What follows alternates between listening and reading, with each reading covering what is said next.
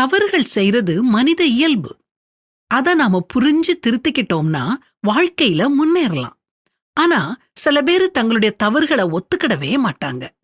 ஒத்துக்கிடாதது மட்டும் இல்ல, அது சரின்னு வாதாடவும் செய்வாங்க. கணவன் மனைவி கிட்ட கூட்டுல உப்பு அதிகமா இருக்குதுன்னு சொல்ல, உடனே மனைவி உப்பு சரியாத்தான் இருக்குது, காய் குறைஞ்சு போச்சு, காய் நிறைய வாங்க சொன்னா எங்க கேக்குறீங்கன்னு சொன்னான். தான் தவறு செய்யல, கணவன் மேலதான் தப்புன்னு பிளேட்டையே மாத்தி போடுறா.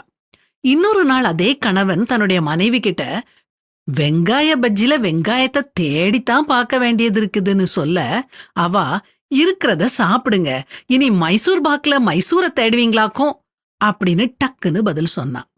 அவனே அடுத்த நாள் 3 நாளா தொடர்ந்து பீன்ஸ் பொரியல் பண்றிய, இனி 1 மாசம் நான் பீன்ஸ் சாப்பிட மாட்டேன்னு சொன்னான்.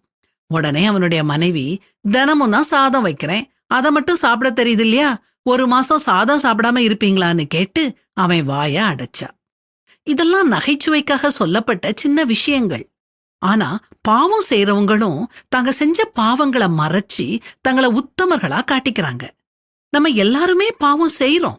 ஆனா உடனே அதுக்காக வருந்தி கடவுள்கிட்ட மன்னிப்பு கேட்டு நல்லவங்களா வாழ முயற்சி செய்வோம். இத பத்தி பைபிள் ரொம்ப தெளிவா சொல்லுது.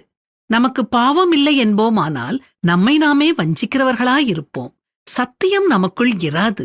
நம்முடைய பாவங்களை நாம் அறிக்கையிட்டால் பாவங்களை நமக்கு மன்னித்து எல்லா அநியாயத்தையும் நீக்கி நம்மை சுத்திகரிப்பதற்கு அவர் உண்மையும் நீதியும் உள்ளவராயிருக்கிறார். நீங்க என்ன பாவம் செஞ்சுக்கிட்டு இருக்கீங்கன்னு யோசிச்சு பாருங்க. அதை மறைக்க முயற்சி செஞ்சீங்கன்னா ஒரு குற்ற உணர்வோடே இருந்துகிட்டு இருப்பீங்க.